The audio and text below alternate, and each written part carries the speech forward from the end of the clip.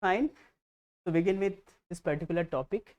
But prior to that, we all aware that the year 2024 going to be one of the milestone or historic uh, year, because some of the biggest or greatest democracies of the world, where they are going to be elections, okay, including India, USA, South Africa, as well as United Kingdom in the later part of the year. Recently, we also witnessed that the elections that took place across Pakistan, Bangladesh, as well as in Nepal. But what is the underlying thing or undercurrent of this debate or discussion is the democracy. Whether functioning of democracy in the right track, whether there are the healthy practices while governing any country, which is a democratic government. At the same time, when we talk about the elections, when elections come in the back in mind, so always what is come in front of us? The election campaigns, star pracharak, star campaigners. So elections is much talked for any of India or Indians, uh, especially because we Indians are very conscious about our democracy and our people are our representative ना. ये हर चौक, हर चौराहे, हर पंचायत में बात होने वाली एक topic है. So every Indian is aware of, at least when those are the voters particularly, they all aware of, almost majority of them, that who is going to be our representative, who is going to be our umidwar or contestant from our area or constituency. So this is the one of the major thing while we talk about elections in India or democracy. But at the same time, if we talk about the electoral promotions or election promos, then always the thing which come in our mind is the election financing or election funding. For the long, the election funding or election finance is observed as the wellspring of the corruption, because every election or campaigns require some amount of money. If you wanted in the grand level, it will going to be a huge money that is required to be. So how and from where it will come and it will go to whom, it is again a biggest question. But till the date, it has been a opaque, it has been behind the curtain like thing. So recently when we observe that electoral bond scheme, which is come into our fore as a news, when constitutional bench of Supreme Court, when they struck down this particular scheme, which is you know envisioned in the year 2017 by Finance Act, then we have seen that how entire debate or entire forum of discussion become the flock of or galaxy of many experts and political scientists, that they opine this is something happen for the goodness of or well-being of our democracy. So why people are so much appreciated the judgment of Supreme Court, and this is need to be looked. क्यों लोग ने इतना ज़्यादा criticise किया electoral bonds को पिछले कुछ सालों में, तो ये हमें समझने की ज़रूरत है. And for particularly civil services examination, we need to have a deeper understanding of this particular topic. Okay, so electoral bonds, uh, again this is again in the spotlight because of the Constitution of India declared this particular scheme as a ultra vire or unconstitutional as well as arbitrary, है ना. तो कैसे और क्यों, इस is if we ask me that where it will be useful, then I will say for the mains examination of UPSC particularly and other PCS exam. ठीक है, तो ये बहुत important होगा. And as well as in the interview, the basic blocks of electoral bonds, अगर हम लोग काफ़ी सिंपली तरीके से समझें तो हम ऐसे समझ सकते हैं कि electoral bonds is visible now. Consider. I hope you can all have the visibility, clarity है. आप पढ़ पा रहे हैं, रीडेबल है? Yes, sir. Alright, okay. First of all electoral bonds, what do you understand by the bond?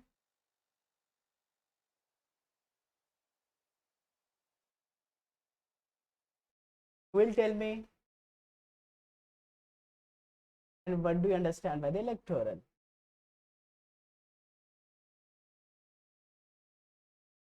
Anyone? No? Electoral means related to it.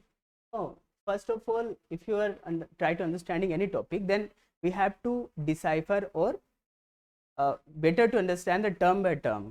ये बहुत ज़रूरी होता है कि एक एक शब्दों को हम समझे पहले. रिलेटेड टू इलेक्शन, ना, चुनाव से संबंधित, electoral. And bond is what? The financial instrument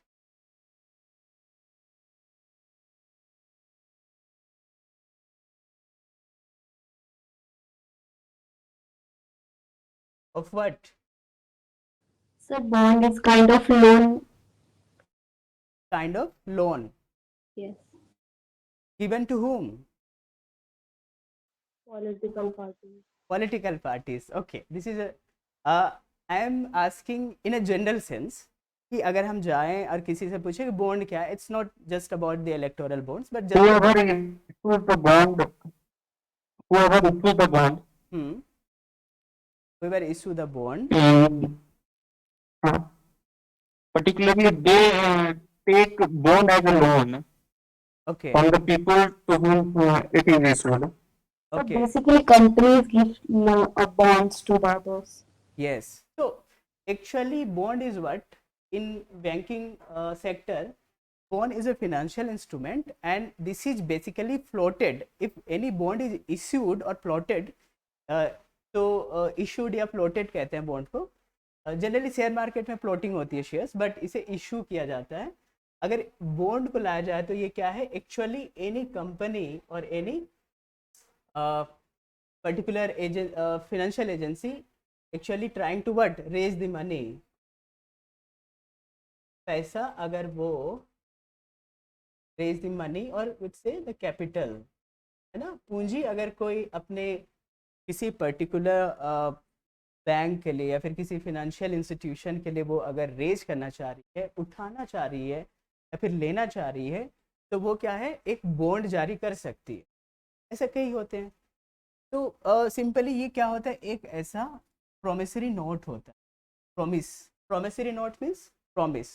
UPSC no has asked the question over the bond as well as a promissory note. तो बहुत सिंपल है, इसको आप समझ लीजिए. प्रोमिसरी नोट मीन्स क्या है? एक प्रॉमिस है.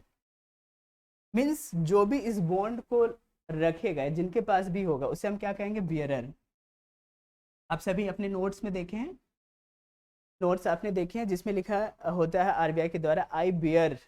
नो, आरबीआई हमें एक्चुअली में ये कहते हैं कि जो भी हुए the bearer of this particular note, he will be or she will be given that amount of in exchange value. और जिसे भी एक इस तरह से एक होता है. तो एक आप हिंदी में पढ़ते हैं, मैं धारक को, मीन बियरर को, जो भी धारक होता है, जो भी बियरर होता है, उसे इस बॉन्ड का एक वैल्यू होता है जिसमें रिटर्न होता है, लेट्स से 100 रुपीज़. तो अगर मैं इस बॉन्ड को मेरे पास होगा और किसी ने इशू करते समय ये बॉन्ड लिया और मुझे दिया, because this is something transferable, है ना, एक से दूसरे को दे सकते हैं. जैसे 100 के नोट को हम एक से दूसरे को दे सकते हैं. तो kind of that arrangement is. And जिसके पास भी होगा उसे उसका क्या चुकाया जाएगा उस अमाउंट को, अगर उसमें कुछ अमाउंट मेंशन है तो होता ही है. This is something a basic idea और general idea about the bonds. ठीक है, तो ये एक है. This is something a promissory note, लेकिन not a note which we are having in form of currency. ठीक है, तो ये बॉन्ड है. इसमें पेई का नाम हो सकता है जनरली, या फिर इशू करने वाली एजेंसी का नाम हो सकता है. This is something. और okay, I hope it's clear now. ठीक है, हमने कहा सिंपली आप बॉन्ड समझे, but how electoral bond is different from other bonds, so things are here. This is something interest free bearer bond. That means there will be the fixed income security. अब bond पे जो value mention होगा वो fixed होगा, ये नहीं कि suppose let's say ये 1 लाख की बॉन्ड हो और मेरे पास हो और मैंने लेट्स से आज लिया और मैं 1 साल बाद आज के ही डेट में जाऊं उस बैंक से जहां से मुझे इशू किया गया और मैं जाऊं तो मैं कहूं कि 1 साल के हिसाब से मुझे इतना होना चाहिए, यानी इंटरेस्ट रेट के हिसाब से, तो they will deny to no extend that amount of money to me. तो इसका मतलब ये मैं कहना चाह रहा हूँ कि इसमें एक अमाउंट होगा जो मेंशन होगा, वही अमाउंट मिलेगा, मतलब फिक्स्ड इनकम सिक्योरिटी है ना। तो जनरली सपोज हम लोग सेविंग बैंक अकाउंट की बात करते हैं, अगर मेरे अकाउंट में मान लेते हैं 10,000 है और मैं 1 साल बाद लूँ तो थोड़ा बहुत उसमें थोड़ा बहुत क्या कुछ सम अमाउंट ऑफ पैसा आएगा। लेट्स से अगर मुझे इंटरेस्ट रेट 3% के अराउंड से मिल रहा सेविंग इंटरेस्ट, तो that is something about a saving accounts और that kind of financial arrangement. लेकिन बॉन्ड के केस में फिक्स्ड अमाउंट होगा। इंटरेस्ट रेट के केस में क्या हो सकता है कि इंटरेस्ट रेट घट और बढ़ सकता है, जैसे अभी निशा बताया कि monetary policy remain to be unchanged, तो इससे इंटरेस्ट रेट पे बहुत असर नहीं पड़ेगा। लेकिन अगर बॉन्ड है तो उसके हिसाब से इंटरेस्ट रेट पे असर पड़ेगा, ये सेविंग बैंक अकाउंट में लेट्स से है ना, कोई दूसरे डिपॉजिट्स में, लेकिन बॉन्ड में जो है वही आपको मिलेगा, दैट इज सिक्योर्ड। ओके, तो ये एक बॉन्ड का नेचर होता है। इसके इसीलिए that particular term they use that interest free bearer bonds और financial. The nature of promissory note, जैसे मैंने कहा प्रोमिसरी नोट है, एक प्रॉमिस होता है कि जिसके पास भी होगा, जो भी बेयरर होगा, वो क्या होगा, उसे बैंक में या फिर उस पर्टिकुलर एजेंसी या बैंक में जाने पे उसे उतना अमाउंट रिडीम की जाएगी, उसे दिया जाएगा। And it is purchasable by Indian citizens as well as body incorporated in India. जो भी इंडियन कंपनीज हैं केवल और इंडियन सिटीजन ही इसे खरीद सकते हैं।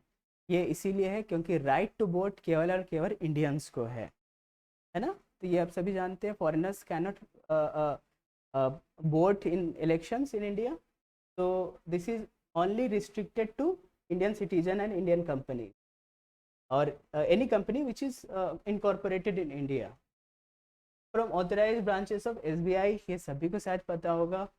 there any values in multiples, तो 1000 की, 10,000, 1 लाख, 10 लाख अप टू 1 करोड़ के बॉन्ड्स इशू होंगे। ये क्या है, डिफरेंट डिनोमिनेशन ऑफ बॉन्ड्स, ये इस तरीके के होंगे। सबसे मिनिमम कितना है, 1000 है, सबसे हाईएस्ट है 1 करोड़। बट ये जस्ट डिनोमिनेशन है, बट लेकिन आप जितना भी चाहे आप ले सकते हैं, बट इसी मल्टीपल्स में होंगे।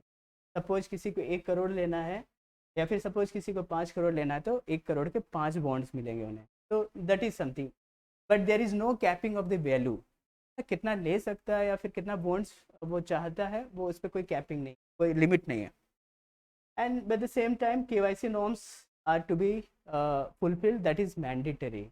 so KYC is very important thing।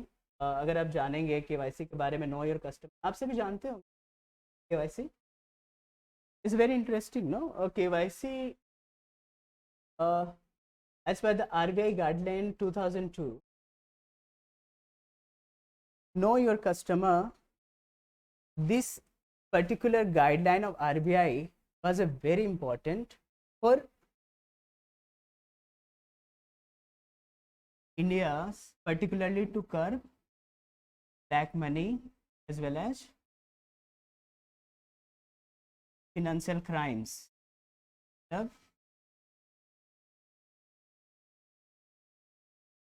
what it means that if you see the Prevention of Money Laundering Act, when it came into force, कब इसे इनेक्ट किया गया था, ड्राफ्टिंग कब हुई थी, 2002 में। आप सभी देखते होंगे न्यूज़ में, PMLA, prevention of money laundering act. ये वर्ल्ड एजेंसीज है ना, यूनाइटेड नेशंस हैं, as well as other major economies of the world or major countries like USA, like UK, they have come up with the PMLA. They have come up with the idea that money laundering, money and financial crimes are biggest threat to any economy as well as sovereignty of any country. मतलब किसी देश की अगर हम security की बात करें या फिर वहाँ का economy going to be a biggest threat by this black money as well as financial crime. तो जिसे हम बाद में समझते हैं मनी लॉन्ड्रिंग के तौर पे, तो ये सभी करप्शन एक्ट जब हम देखते हैं Indian prevention of corruption act 1988 में, तो इंडिया ने ये particular prevention of corruption act PCA enact किया था बिकॉज उस समय world agencies including United Nations were very serious or concerned about the corruption across the globe. Just before the globalization और globalization के बाद ये और भी ज़्यादा इशू होने लगा.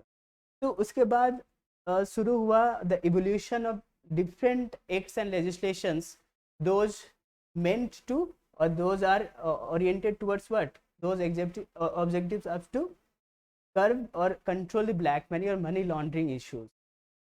तो उसी का एक हिस्सा है 2002 का PMLA, है ना, जिसके अनुसार हम जानते हैं कि ईडी को बहुत पावर दिया गया है. We have seen the various politicians and leaders are being detain और इम्प्रिजन्ड और they are trialled, kept in trialling by this particular PMLA. तो उसी के लाइट में RBI ने 2002 में नो योर कस्टमर निकाला ये गाइडलाइन. तो नो योर कस्टमर क्या है? Simply to know your customer, जो भी आपके क्लाइंट्स हैं, कस्टमर्स हैं बैंक के, उन्हें साल में कुछ एक अमाउंट अगर उनका एक्सीड होता है, उनका लेट से पहले हुआ करता था 2.5 लाख के आसपास, जहाँ तक मुझे याद है, अभी हो सकता है बड़ा हुआ हो, तो आपको अपना एक बार pan card as well as जिसमें नेम, आपका residence, account number, identity card number, let say UID Aadhaar हो या डेट ऑफ बर्थ, ये आपको एक एक बार हमेशा जाके साल में, वैसे तो 6 महीने में एक बार होता है शायद, बट लेकिन बैंक वाले थोड़ा रिलैक्स करके साल में एक बार करवाते हैं. KYC आपको करना ज़रूरी होता है. अगर आप नहीं करेंगे तो आपका अकाउंट होल्ड हो जाता है. तो this is to check this particular menace of black money, क्योंकि कोई भी पैसा कहीं से भी ट्रांजेक्शन होगा तो हमेशा उसे ये समझा जाएगा कि वो सही अकाउंट में सही व्यक्ति के पास ही पहुँच रहा है ना. अगर वो एक्सीड हो रहा है तो इसका मतलब क्या है? वो टैक्स के परिधि में आ रहा है, टैक्स के लिमिट में आ रहा है, तो उसे ही और सी हैज़ टू पे अ टैक्स अकॉर्डिंगली, जितना उनका अमाउंट है उस बैंक अकाउंट में. तो know your customer is a very important step towards curbing a black money in India. तो ये KYC नॉर्म्स इस इलेक्टोरल बॉन्ड के लिए भी इम्पोर्टेंट है, मैंडेटरी है. ठीक है, next what are the things. आप अगर देखते हैं तो the name of payee will not be carried along with, जिसे दिया जाना है ना, जिसे जो रिसीवर होने वाले हैं उनका नाम बॉन्ड में नहीं मेंशन हो. This is something a very opaque कि आपके पास बॉन्ड है, electoral bond, but there is no mentioning of to whom it will be given. आप किसी विशेष पार्टी को देना चाहते हैं, वो उसमें मेंशन नहीं होता है. तो very opaque, very there is a hidden thing. The electoral bonds with 15 days of donation window. अगर आप issues होता है आपको, आप इसे खरीदते हैं, तो then only you have the 15 days of life span. उसमें आपको जिसे भी political party को आप देना चाहते हैं, you have to hand over to them. Then second, next, the political party is registered under to whom you can or one can able to extend this particular bond. किसे केवल दिया जा सकता है? तो those are registered under section 29A of representation of people act 1951. तो जो political parties India में रजिस्टर्ड होते हैं कौन से अधिनियम के तहत? रिप्रेजेंटेशन ऑफ पीपल एक्ट 1951 के तहत में. और सेक्शन 29A में रजिस्टर्ड होते हैं those are at least secured less than not less than 1% of votes polled in the last general election. So these are the some criteria.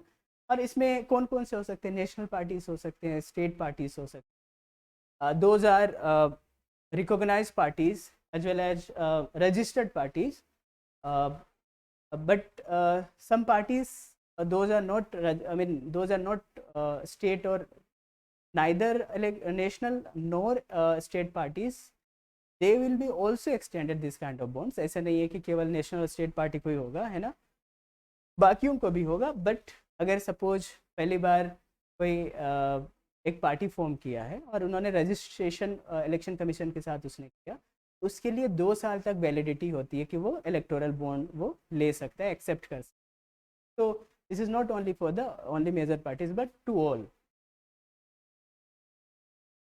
And encashment, अगर आप कोई पार्टी पैसे निकालना चाहती हो या तो उसे रिडीम करना चाहती हो, तो वो एक डेजिग्नेटेड बैंक होगा, जैसे कि SBI होगा, वहाँ से वो पैसे ले सकते. This is the arrangement. Okay. At that time one year 2017, जब उस समय आया था, तो press information bureau publish the piece of information. उसमें सबसे ऊपर मुझे याद है, मैं जब I went through this particular document, तो मैंने वही पढ़ा था. उसमें सबसे पहला स्टेटमेंट उन्होंने लिखा था कि scheme of electoral bonds to cleanse the system of political funding in the country. ये पहला स्टेटमेंट था कि पॉलिटिकल फंडिंग को क्लीन करने के लिए, उसे ट्रांसपेरेंट करने के लिए ये स्कीम को लाया गया है, या फिर इसे इन्विजन किया गया है. इसे रोल आउट करने के पीछे का क्या आइडिया है? Cleaning of electoral funding in India. So that was the core idea behind the electoral funding, but the Supreme Court of India, they found inconsistent with this particular idea. तो ये हम जैसे अभी हम देख सकते हैं, कंक्लूड कर सकते हैं. At the same time electoral bond scheme, जब ये कैसे इसे इनरोल किया गया फिनांस एक्ट के द्वारा 2016 में, उस समय the brain child of, I would say the electoral bonds are brain child of then finance minister Shri Arun Jaitley ji. उनके द्वारा ये आइडिया को इन्विजन किया गया था. तो उन्होंने ये, उनकी ये कोशिश थी, बिकॉज उसके पहले इलेक्टोरल बॉन्ड्स स्कीम नहीं होने की वजह से लोग कहीं से भी पैसा दे देते थे, and without any banking channel. So if you bring the banking channel in this particular scene, then every transaction can be observed and monitored, है ना. विदाउट बैंकिंग चैनल कोई भी कहीं से हवाला मनी पैसा दे दिया, किसी ने दरवाजे पे एक सूटकेस के साथ पैसा छोड़ गया, तो there is no such kind of you can get any information or any, आपको कुछ समझ ही नहीं आएगा कि पैसा कहाँ से आया. They wanted that something, a fair amount of some degree of accountability should be there. तो उसी के तहत इलेक्टोरल बॉन्ड स्कीम था. मतलब इसके पहले अगर हम बात करें पॉलिटिकल और इलेक्टोरल फंडिंग, तो वो और ओपेसिटी था उसमें, और मर्की फ्लो ऑफ मनी था, पता ही नहीं था कि कहाँ से कहाँ जाएगा. ठीक है, लेकिन थोड़ा बहुत इससे आया, मतलब some degree of loops holes are there, but बेहतर हुआ पहले की तुलना में इलेक्टोरल बॉन्ड से. और ये 4 अमेंडमेंट्स हुए, जिसकी वजह से ये दीज अमेंडमेंट्स, इन एक्ट्स में जो अमेंडमेंट्स आया, चेंजेस आया, उससे क्या हुआ, कम्प्लीटली इसे लीनियंट या फिर रिलैक्स किया गया इस पर्टिकुलर इलेक्टोरल बॉन्ड्स के लिए. जैसे हम देखते हैं कि रिप्रेजेंटेशन ऑफ पीपल एक्ट में हमने कहा कि सभी रजिस्टर्ड पार्टीज़ को बॉन्ड्स इशू किए जा सकते हैं, यानी कोई भी बियरर है, कोई भी इशू व्यक्ति है वो दे सकता है, इंडिविजुअल, ठीक है, या कंपनी. कंपनीज एक्ट में जब 2013 का कंपनीज एक्ट है, उसमें चेंजेस किया गया, तो हम आगे देखेंगे section 18 how that is even a loss making company और any cell company like entity can also they can also buy a electoral bond and hand over to the political party. So cell company is one of the biggest issue, because these are companies, those are only visible in the papers and they are invisible in the real world. मतलब ऐसे companies जिनके पास paper में नाम होता है, तो we can say that is something a Ponzi type of companies. I mean they are hollow companies, है ना, खोखले कंपनी, जो है ही नहीं वो भी दे सकते हैं. तो this is something again back channel arrangements to validate और लेजिटिमेट द ब्लैक मनी. तो ये एक बड़ा इशू था. हालांकि उन्होंने चेंज किया इसके लिए.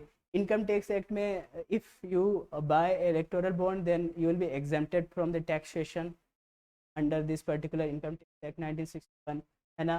देन उसके बाद फॉरेन कंट्रीब्यूशन रेगुलेशन एक्ट में again they also opened up for the companies those are functioning in India, incorporated, or maybe they are their their owners are not Indians, फिर भी उन्हें अलाउ किया गया. Because we have know that कि foreign contribution of regulation act is very crucial act, very important for what? To curb the flow of money from outside the India. तो क्योंकि पैसा अगर कभी पर नीचे ज़्यादा या कम आए तो आई मीन कम से तो इशू नहीं है, बट लेकिन अगर वो किसी भी एजेंसी को, किसी एनजीओ पर्टिकुलर को, किसी पार्टी को अगर फंडिंग हो, फॉरेन कंपनीज अगर इजीली उन्हें पैसा ट्रांजेक्ट कर सके तो वो क्या है, पूरा एक इकोनॉमिक स्ट्रक्चर को, तो इकोनॉमिक स्टेबिलिटी को वो कहीं ना कहीं बैलेंस कर सकती है. तो this particular FCRA is very important for that. जैसे खासकर ये हमेशा न्यूज़ में रहा है पर्टिकुलर NGOs का फॉरेन फंडिंग से. और बाद में जैसे हमने देखा कि recently transparency international has been in the news because ये पर्टिकुलर ट्रांसपेरेंसी इंटरनेशनल के कुछ फंडिंग को लेकर गवर्नमेंट ने उनके फॉरेन फंडिंग और फॉरेन कंट्रीब्यूशन पे रोक लगा दिया था, होम मिनिस्ट्री. तो हाँ, तो this is very important. They can cause a political chaos as well ना. कई बार NGO वाले फंडेड होते हैं, ऐसा गवर्नमेंट का एविडेंसेस है, विटनेस है आफ्टर इन्वेस्टिगेशन दैट कि they can derail the any development activities. वहाँ पे लोगों को उकसा सकते हैं, लेकिन पैसा is always a backbone of any activity. तो पैसा कहाँ से आ रहा है? फॉरेन से आ रहा है. तो government is always has to ensure that they can balance between these flow of money and use of this money. ये बहुत important है FCRA apart from this. So this is again the that crisp or graphical presentation of what we have talked earlier. And before that there was donations above 20,000. अगर electoral bonds के पहले जब आया था तो अगर 20,000 से ज़्यादा डोनेशंस होते थे तो उसे आपको बताने होते थे. You have to make a public to all donations.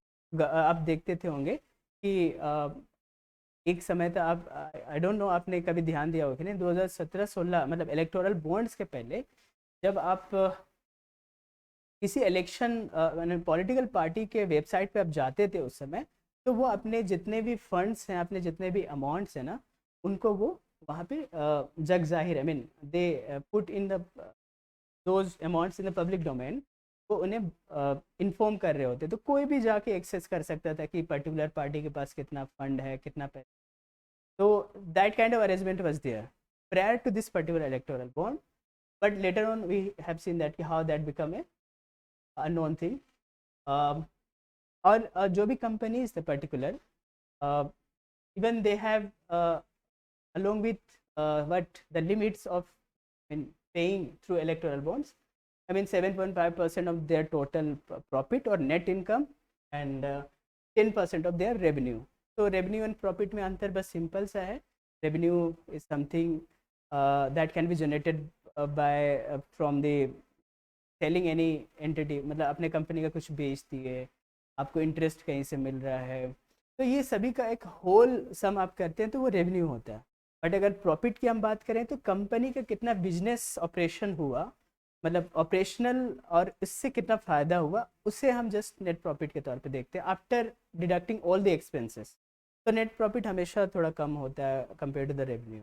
Okay, तो अब कंपनीज़ के बैलेंस शीट को कभी आप चेक करेंगे तो आप देखेंगे कि उसमें रेवेन्यू एंड नेट, तो उनके 7.5% ऑफ द नेट इनकम और profit and 10% of the revenue. तो ये था पहले का कैपिंग लिमिट था, है ना, पॉलिटिकल फंडिंग के लिए.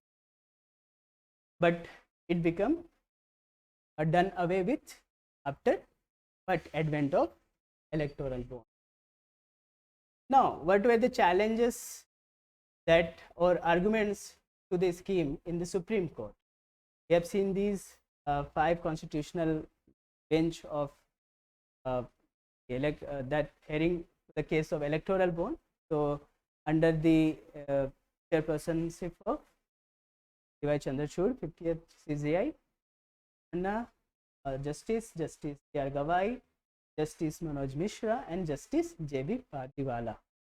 These were the judges heard the case of electoral bond.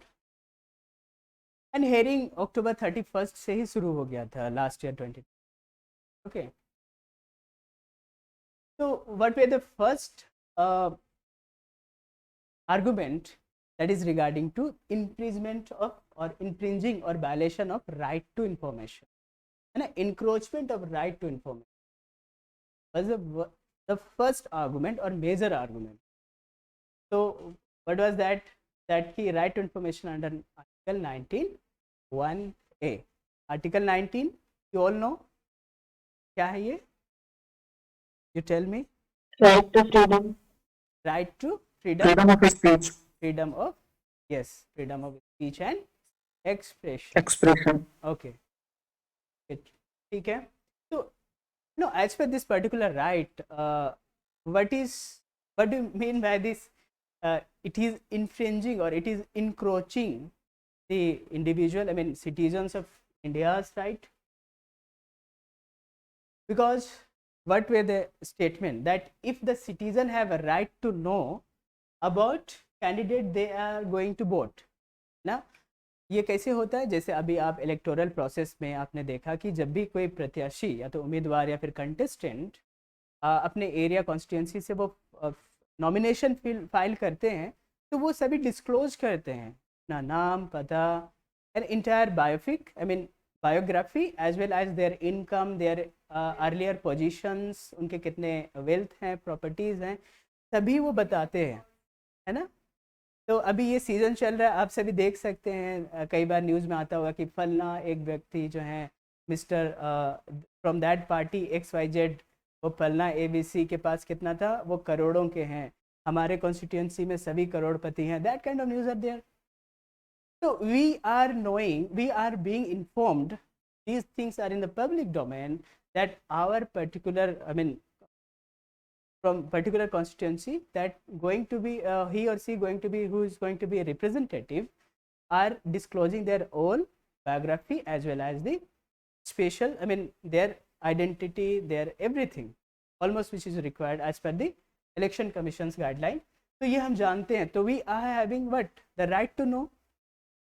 इसी के तहत उन्हें हमें बताया जाता है कि आपके जो उम्मीदवार हैं, आपके जो जनप्रतिनिधि होंगे, वो उनके पास ये है. आप तो इसीलिए सोच समझ के वोट कीजिएगा या फिर जैसे भी है. अब अगर ये हो तो what about who is funding the political party as well.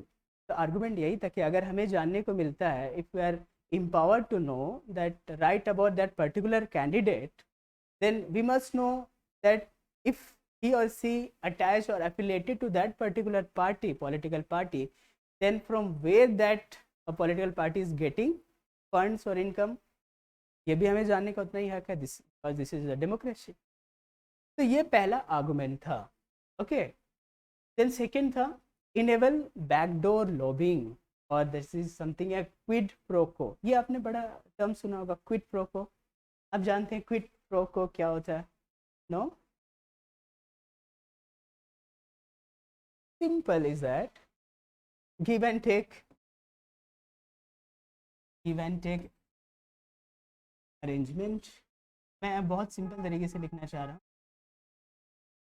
Not sophisticated. Give and take arrangement. I give because I wanted a favor. मतलब I am giving or I am providing because I am expecting something in return.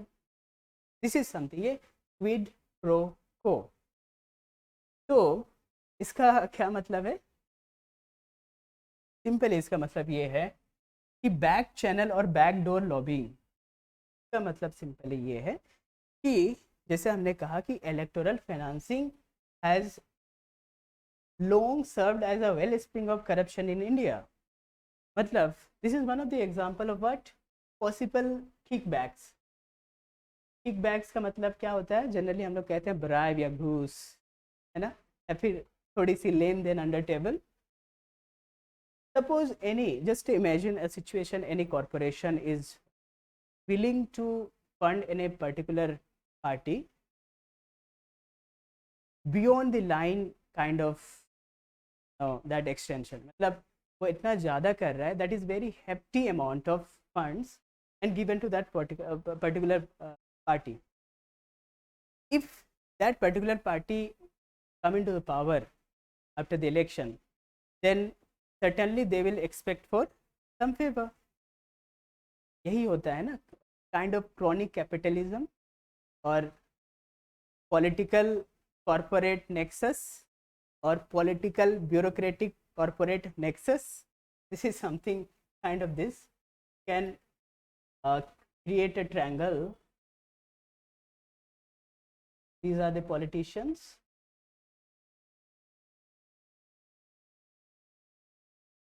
Bureaucrats,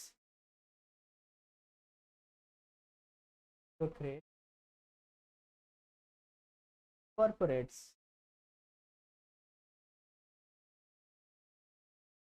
So this is kind of that arrangement. A trio of what? Unfortunately, these three entities, I mean these three pillars are known as trio of what?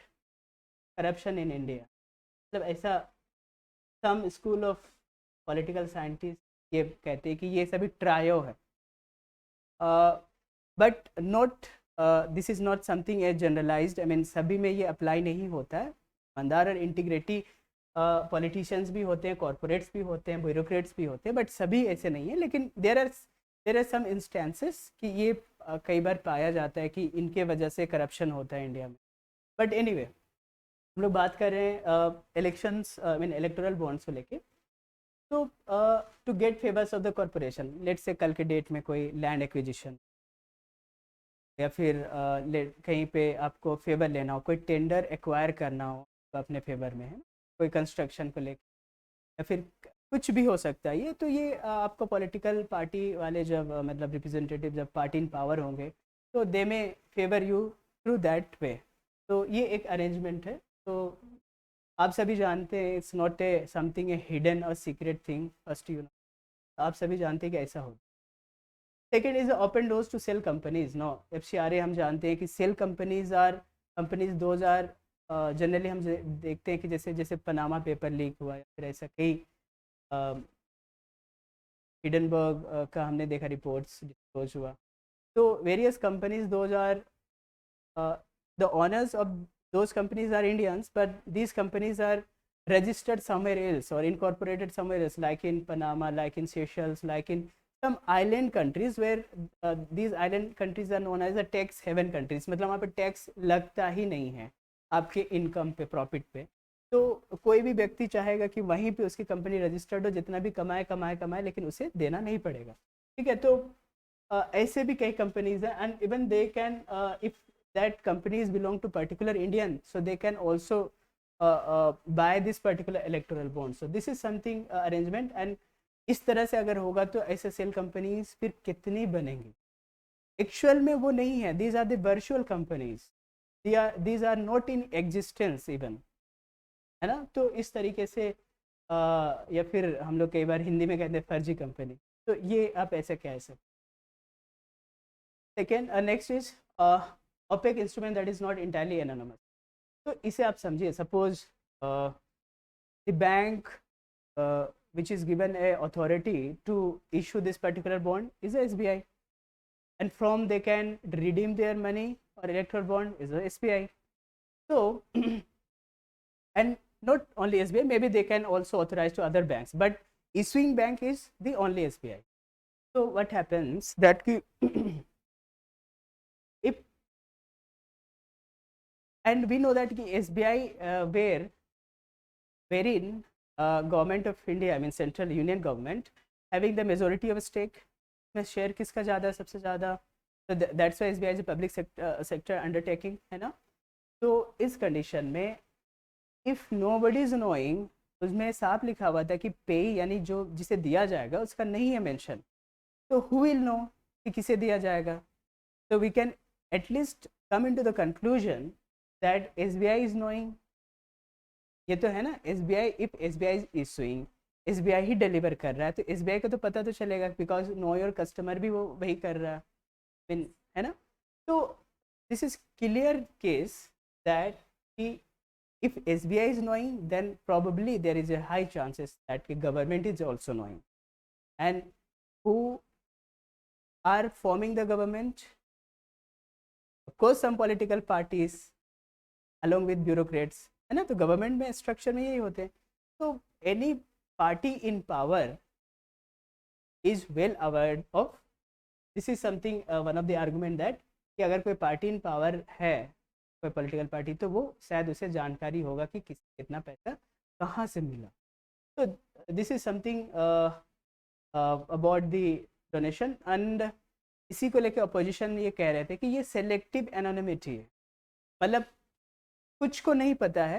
मतलब जो party in opposition है वो कह रहे हैं कि हम तो नहीं है पावर में, तो हमें तो नहीं पता, लेकिन जो पार्टी इन पावर है उन्हें तो पता है. I am not naming any particular party, कि ये हो सकता है स्टेट में, अदर स्टेट में कोई और पार्टी हो सकते हैं, सेंटर में कोई और पार्टी हो सकता है. तो ये हो सकता है, वो तो जान जाएंगे कि किससे है, लेकिन वो नहीं जान पाएंगे कि जो पार्टी मतलब पावर में नहीं है. तो this is something opaque instrument that is entirely anonymous. ऐसा नहीं है, कुछ selective anonymity है. और apart from elections, it is argued that कि there are other places or sites where it can also be leveraged और इसे यूज किया जा सकता है. तो जैसे आप देख रहे हैं electoral bond is just a misnomer, मतलब ये जस्ट एक मिसप्लेस्ड नेमिंग है. ऐसा नहीं है कि ये केवल इलेक्शन पर्पस के लिए होगा. One of the learned council, learned advocate, उन्होंने ये आर्ग्यूड किया था कि ये इलेक्शन पर्पस के लिए दिया जा रहा है, लेट्स से इलेक्शन के लिए, बट क्या पता कि कोई इससे अपना पार्टी का ऑफिस बना ले उस पर. क्या पता कि वो कोई एक इंटरनेट की बेहतरीन सुविधा या फिर कुछ ऐसा इंफ्रा डेवलप कर ले, डिजिटल इंफ्रा. तो that is not only meant to be election kind of expenditure, but that is also beyond the elections. I mean, apart from elections, that can be expenditure which are actually redeemed or sourced from the electoral bonds. तो ऐसा possibilities नहीं हो सकता, उन्होंने यही कहा. ठीक है, तो ये statement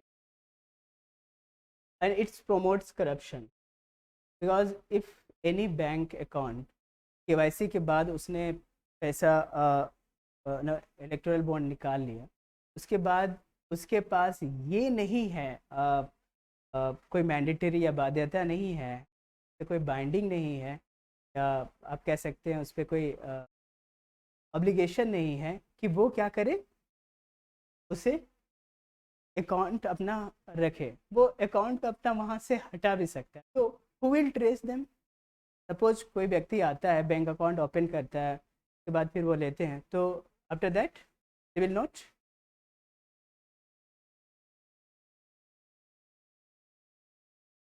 ओके, तो आप ये समझ रहे हैं. तो अगर ऐसा है, अगर हम चाहते हैं कि एट द सेम टाइम हमारे कंट्री में PMLA इन एक्शन, मतलब prevention of money laundering act भी अभी चल रहा है, या तो करप्शन एक्ट जिसके बारे में हमने बात किया 1998 में, और ये 2002. तो वो फिर कैसे ये एजेंसीज जो हैं ED या फिर other agencies like CBI, how they will trace them और ट्रेस हर और हिम ना. तो इस तरीके का इशू हो सकता है.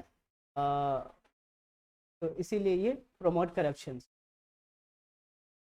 Level playing field political parties का नहीं होगा. तो इसे समझने के लिए सिंपल आप एक डेटा देखिए.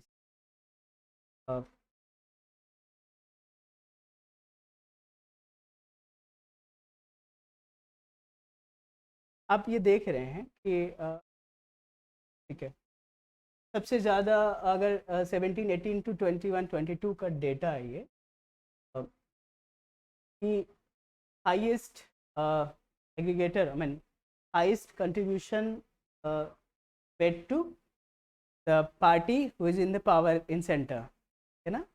I'm not naming, but party in central power given a highest amount or contribution. Thereafter, another one of the oldest party of the country, they are given the second highest amount, and this particular and thereafter the other state parties, and आप नाम देख सकते हैं, they are in power in respective states, है ना? जैसे हम देख सकते हैं कि if I may name the TMC, Trinamool Congress, party in power in the West Bengal, party in power in the BJD in the Odisha, DMK, Dravida Munnetra Kazhagam, party in power in Tamil Nadu, Congress, if I may say, party in power in Himachal, party in power in collaboration Jharkhand, and party in power in Karnataka, and BJP party in power in center, as well as party in other states, some of the states as well. So these are not just that ki a whole aggregator or whole contribution given to a party in power in center, but these are the parties, those are they are also in the power in respective states.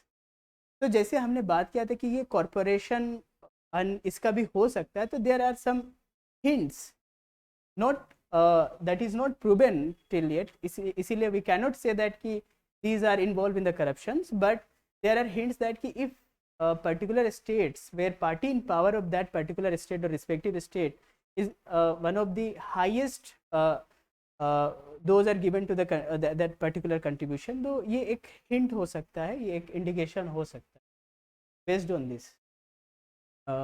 Unfair to the shareholder, of course, if कोई company कहीं पे electoral bond दे रही है, तो if that company is by the capital of the shareholders, तो वो उनको आप बिना पूछे आप इलेक्टोरल बॉन्ड्स उन्हें एक्सटेंड कर रहे हो, आप तो सभी से सजेशन नहीं लेते हो, है ना? तो this is something unfair to the share holder and does not reduce black money, but this is alternative white money channel this card. तो आप देख रहे हैं कि रुपीस ब्लैक था, उसको वाइट पेंट कर रहा, तो something because this is something A not primarily aim to reduce black money, but rather aim to reroute non-anonymous fund. So this is something normal banking channels to anonymous electoral funding. तो ये एक issue है. I hope ये आप समझ पा रहे होंगे कि ब्लैक मनी कर्व करने के लिए हमने एक चैनल्स बनाए थे कि what is black money is simply a money which is the source of that particular money is unknown, or there is a high probability that is from the illegal things or illicit activities.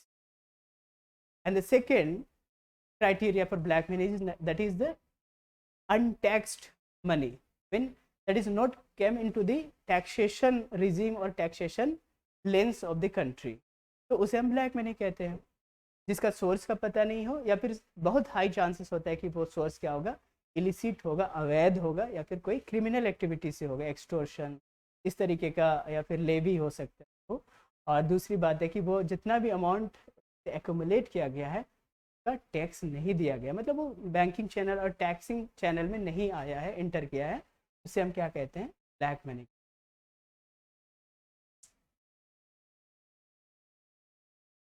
मतलब source of that money is unjustified, है ना? वो बताया नहीं गया कि कहाँ से आया, किसके मेहनत से था, तो कुछ नहीं पता है, सारे अंधकार में. So now, Honorable Supreme Court came up with the judgment that, of course, they said that this is violation of right to information. They upheld that particular argument, and उन्होंने ये भी कह दिया कि this particular right is not just justified, restricted to fulfilling of freedom of speech and expression, but pivotal in furthering participatory democracy. मतलब democracy में अगर हम right to know हम जान सकते हैं किसी उम्मीदवार के प्रति, तो हम उस पर्टिकुलर पार्टी का फिनांस और उसके बारे में भी हमें जानने का अधिकार है. तो डेमोक्रेसी को अगर आप ज़्यादा बेहतर बनाना चाहते हैं, राइट टू इन्फॉर्मेशन को आपको गारंटी करना पड़ेगा. तो ये उनका स्टेटमेंट, आई मीन ओपिनियन था.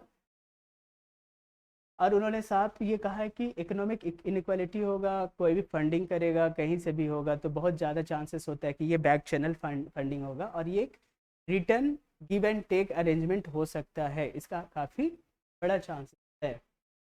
सेकेंड था not proportionally justified to curb black money. Again the proportionality test को नहीं किया गया। ये थोड़ा सा आप समझ लीजिए क्या है, थोड़ी सी टेक्निकल है।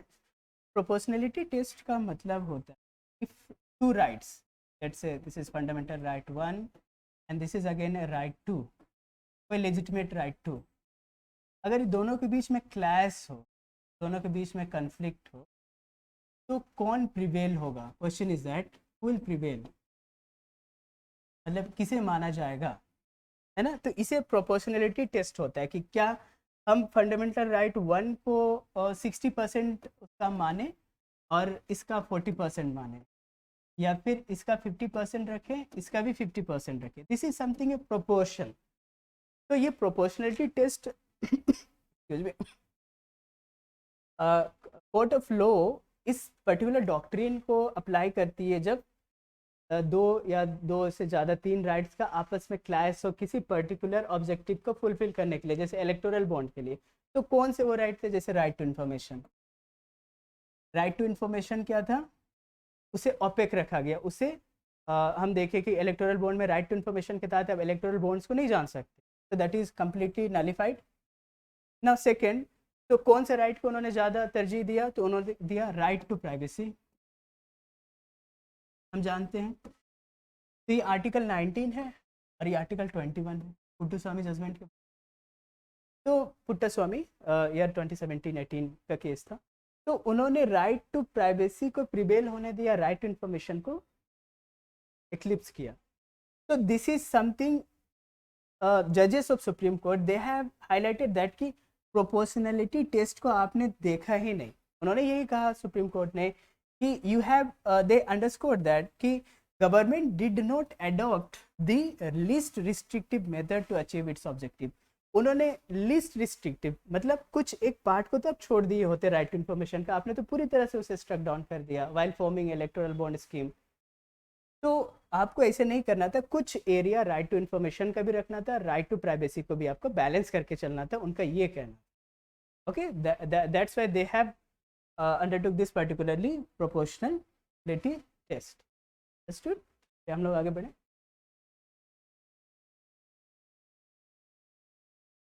Right to donor privacy does not extend to contribution. तो राइट टू डोनर प्राइवेसी उन्होंने कहा कि ऐसा नहीं कह सकते। उन्होंने सुप्रीम कोर्ट ने बहुत क्लियर वर्ड्स में ये कहा टर्म्स में कि if someone is contributing to some political party और any political party then there will be the 2 reasons. First, an expression of support, ये उसको सपोर्ट करने का, जाहिर करने का एक तरीका है ना, मैं कर सकता हूँ सपोर्ट कि हाँ मुझे इसीलिए मैं फंड कर रहा हूँ। दूसरा, as a quid pro measurement major, मतलब मुझे या तो कुछ फेवर चाहिए होगा। यही 2 कारण होते हैं जनरली किसी को फंड। ओके, आप सबों का टाइम रीडिंग। तो उन्होंने कहा कि इफ़ कुछ कॉरपोरेशन और कंपनीज इतना हाई हेफ्टी अमाउंट कंट्रीब्यूट करते हैं और कुछ और भी कंट्रीब्यूट करते हैं, जैसे कोई स्टूडेंट हो सकता है, कोई आम व्यक्ति हो सकता है, कोई टीचर हो सकता है, बैंकर हो सकता है, तो क्या उनका पैसा और या फिर क्या उन सेक्शन ऑफ पॉपुलेशन का जो फिनेंशियल कंट्रीब्यूशन है क्या उसे आप नहीं माने? That is what they have said that कि quid pro quo arrangement is something that is a disastrous to democracy of the country. That's why they have said, I mean they held that Chief Justice of India that right to privacy of political affiliation does not extend to those contributions which may be made to influence policies. उन्होंने कहा कि अगर उसका back मतलब intention policy का influence करना हो तो हमें बिल्कुल भी हम ये अलाउ नहीं कर सकते कि वो का डिस्क्लोज नहीं हो। अगर कोई व्यक्ति दे रहा है तो खुशी से बिल्कुल होना चाहिए, क्योंकि डेमोक्रेसी है। Everybody have no, everyone has that right to know, और उसके तहत में आप उसे आपको देना पड़ेगा information. And unlimited corporate donation jeopardize free and fair election. So if the money is more in influence than the discretion and the people's we'll say the people's consciousness, then it will be the the Inception of their with the Inception of what the depletion of democracy. अगर पैसे ही ज़्यादा मतलब लोगों का consciousness, लोगों का समझ या तो उनका विवेक से ज़्यादा अगर पैसा ज़्यादा हावी हो जाए किसी डेमोक्रेसी में तो क्या होगा? तो निश्चित है कि डेमोक्रेसी अपने आप फिर वो डिप्लीट होगा, डिग्रेड होगा। इज वट बिकॉज ये हमने देखा कि किस तरीके से उन्होंने कंपनी एक्ट का आर्टिकल 128 के तहत उन्होंने कम्प्लीटली उनको भी अलाउ किया जो कंपनीज सेल कंपनीज है, या फिर उन्होंने उन कंपनीज को भी अलाउड किया जो प्रॉफिट या लॉस मेकिंग कंपनीज है उनको भी उन्होंने अलाउ किया। तो बहुत हाई चांसेस होता है कि अगर सपोज लॉस मेकिंग कंपनी भी फंडिंग कर रहा हो जबकि उसके पास अमाउंट नहीं है नेट प्रॉफिट का, तो भी वो कर रहा हो, तो इसका मतलब है कि वो शायद कुछ फेवर के लिए ही कर रहा हो। बस अगर आप बीमार हैं तो उसके बाद भी आप किसी का हेल्प कैसे कर सकते हैं? तो बेड में होंगे ना, इससे कि आप ज़्यादा बीमार हैं। तो ये बात है। तो direction pronounce by the highest court of law, उन्होंने कहा कि जितने भी उन्होंने कहा कि इमीडिएटली आपको इशुएंस बंद करना होगा। There will be no further issuance of electoral bonds. And the second, all the details of bond will be given. जो भी bonds थे since अप्रैल, ये कट ऑफ डेट है अप्रैल 12 to 2019 से जो भी इशू हुई till 6th March of 2024, that will be given what? Those will be the published and shared by the official website by March 13, 2024. 13 मार्च को सभी को आपको बताना पड़ेगा, पब्लिक डोमेन में रखना पड़ेगा कि किसने कितना दिया। ठीक है, तो दीज वेर द मेजर। और जो उसके अलावे उन्होंने उसके अलावा भी अगर कोई पैसा रहा या फिर जो इशूइंग बैंक में अभी तक पैसा आया लेकिन इशू नहीं हुआ तो उनको रिफंड कर देना है। फर्दर इशू नहीं हो सकता इलेक्टोरल, इमीडिएट क्या होगा उसका सीजर होगा, मतलब इमीडिएट वो स्टॉप ऑफ इशूइंग। ठीक है ना। अब बात है कि electoral funding is important for the India election in India, तो हम क्या दूसरे तरीके अपना सकते हैं? This is something way forward, मतलब क्या आगे का क्या फ्यूचर होगा इलेक्टोरल फंडिंग का इन इंडिया। तो first of all regulation of funding is very important कि we have to ban a making a donations, है ना, some kind of donations, those are like those are from sell companies, those are from loss making companies, उस तरीके के donations को हमें ban करना होगा। सेकेंड, डोनेशन लिमिट जैसे पहले था रिजीम 2017 के पहले, उस तरीके से हमें क्या करना पड़ेगा, उनमें भी लिमिट करना पड़ेगा। वी कैनॉट अलाउ दैट कि अनटेम्ड आप जितना भी डोनेशन कर सकते हैं, ऐसे नहीं हो सकता। Some limits will be there and insuring the party is not captured by few large donor. और ये भी देखना पड़ेगा कि एक पार्टी में 5-10 ही है जो बड़े कॉरपोरेशंस पैसे दे रहे हैं और वही पार्टी को फंडिंग कर रहे हैं, ऐसा भी हमें नहीं कराना। तो this is something regulation of donation. And the same time we can also subscribe some of the ideas from the major democracies of the world like USA। उसने एक लॉ इम्पोज किया था, उसने कहा कि contribution limit on different types of donors. उन्होंने set of donors को classify किया कि अगर कॉरपोरेशन है तो लेट से 1 करोड़, अगर वो स्मॉल इंडस्ट्रीज़ है, मीडियम इंडस्ट्रीज़ हैं, है ना, तो उनके लिए 50 लाख, और इंडिविजुअल है तो उनके लिए 5 लाख। तो मतलब मैं जस्ट एग्जांपल समझने के लिए कह रहा हूँ, वो अमाउंट में भी चेंज हो सकता है सब्जेक्टेड टू द चेंज और मॉडिफिकेशन। बट ये उस तरीके से उन्होंने एक डिफरेंट टाइप्स ऑफ डोनर को लिस्टिंग किया, कहा कि इस तरीके से इनका लिमिट होगा। Okay, UK do not impose contribution limits, लेकिन but instead rely on expenditure limit. तो वो आप पैसा जितना भी दीजिए पॉलिटिकल पार्टी को, लेकिन खर्च जो होगा उसका कंप्लीट मॉनिटर किया जाएगा इन UK। तो these are the ideas from some of our democracies of the world where we can also learn and adopt. तो समिट फॉर डेमोक्रेसी हमेशा होता है ये सिंस 2021। लास्ट टाइम अभी इसके पहले 23-24 में अभी जस्ट ये साउथ कोरिया में हुआ था वर्चुअली, बट उसके पहले वाशिंगटन में हुआ था summit for democracy. This is something initiative of the democracies of the world countries जो भी हैं, वो मिल के बात करते हैं कि डेमोक्रेसीज में हम लोग क्या बेहतर कर सकते हैं, क्या best practices kind of things हो सकते हैं जिसे हम लोग सभी को अडॉप्ट करना चाहिए। तो this is something initiative. Okay, तो हम इनसे भी आइडिया ले सकते हैं, हम भी कुछ सब्सक्राइब कर सकते हैं कुछ विजन को। लिमिट्स ऑन एक्सपेंडिचर, जैसे हमने UK में देखा कि 30 लाख पर सीट के हिसाब से लिमिट्स है हर इलेक्शन कैंपेन में। तो इसी तरीके से it can also at least safeguard the politics from the financial arms race। पैसे के पीछे जो भागने की होड़ होगी वो कम से कम स्थिर होगी, कम हो जाएगी। तो this is very important. Okay, compare to the पैसे के पीछे भागना, they will start compete for the votes. लोगों को फिर बात करेंगे, अपना एजेंडाज पे बात करेंगे, क्या इश्यूज है उस पर फोकस होगा। So that is always good for any form of democracy. Provision for public funding to parties. तो फंडिंग मतलब सभी लोग देंगे जितने भी वोटर्स हैं, और कुछ अमाउंट ऑफ कंट्रीब्यूशन करेंगे। ऐसा नहीं है कि एक ही अमाउंट होगा, जितना हो सकता है करेंगे। एंड उनका जो भी डोनेशन होगा based on what, the political parties importance as well as their performance, कि वो कितना अच्छा कर रहे हैं उनका। जैसे फॉर एग्जांपल मैं ये कह सकता हूँ कि उनको कितना केसेस, उनके पॉलिटिकल पार्टीज़ के कितने उम्मीदवार हैं जिन पर कोई चार्जेस केसेस नहीं हैं, या फिर उनके यहाँ क्रिमिनल केसेस नहीं हैं, उनका कोई गबन करना या फ्रॉड स्कैम करने का नहीं केसेस है। तो दीज आर द परफॉर्मेंस। उनका पिछले बार जो मैनिफेस्टो में उन्होंने अपना न्याय संकल्प या फिर न्याय पत्र में दिया था, या फिर जो भी मैनिफेस्टो कहते हैं, उसमें उन्होंने जो वादा किया था उन्होंने पूरा किया। तो ये हम देखेंगे, उसके आधार पर डोनेशन होगा, ये ज़्यादा बेहतर होगा, राइट। और इस तरीके का एक आइडिया उन्होंने।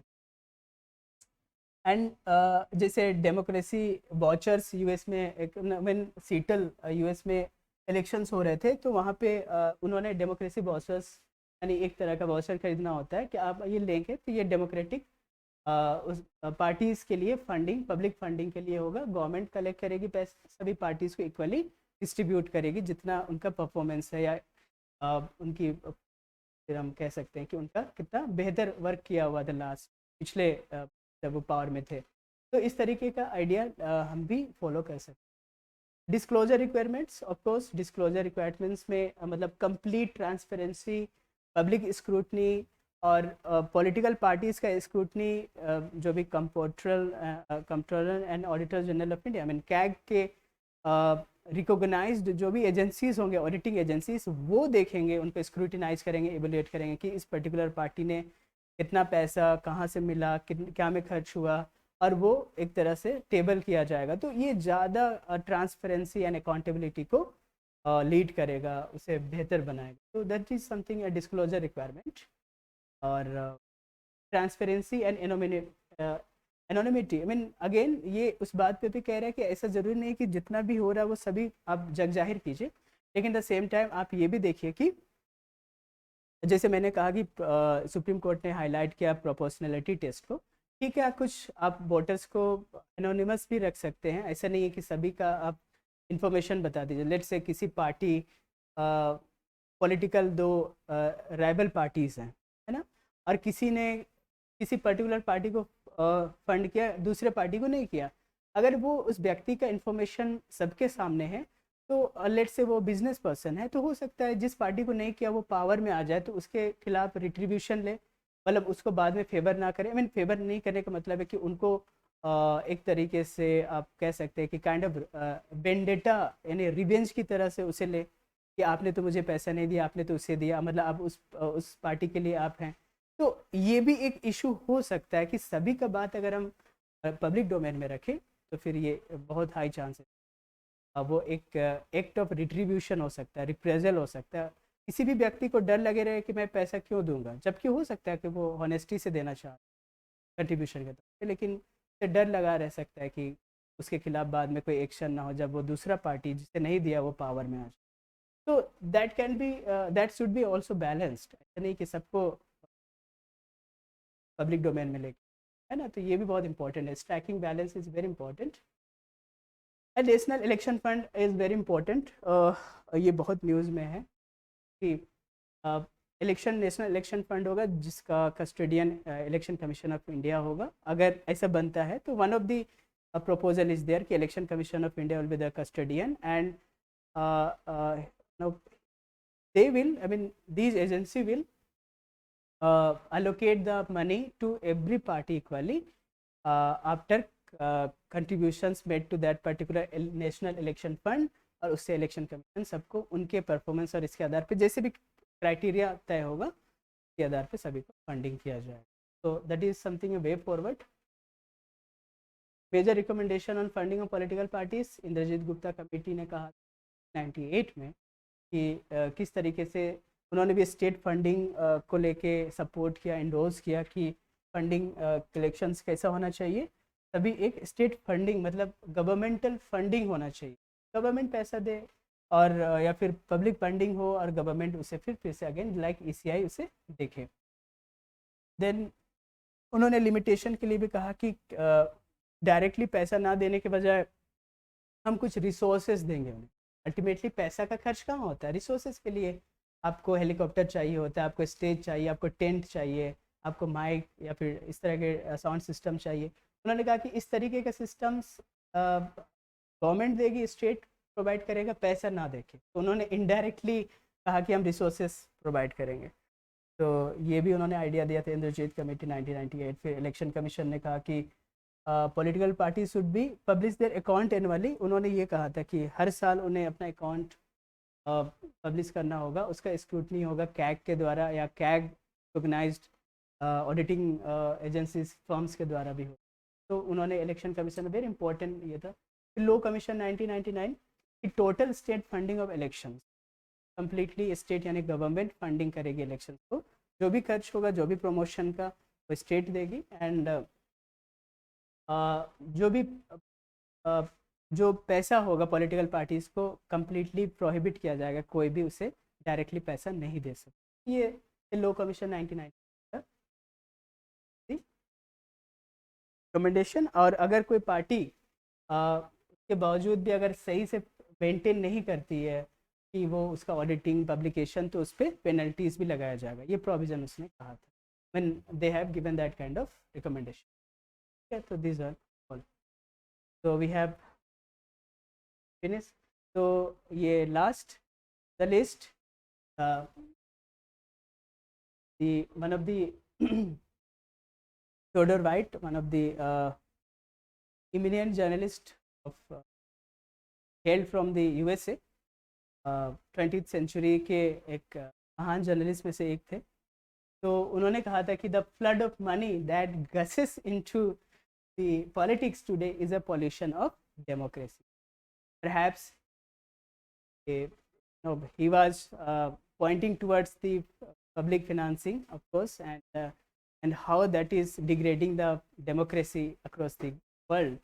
So that was a concern, and his words ये final उनका ये कहना. Okay, this is all.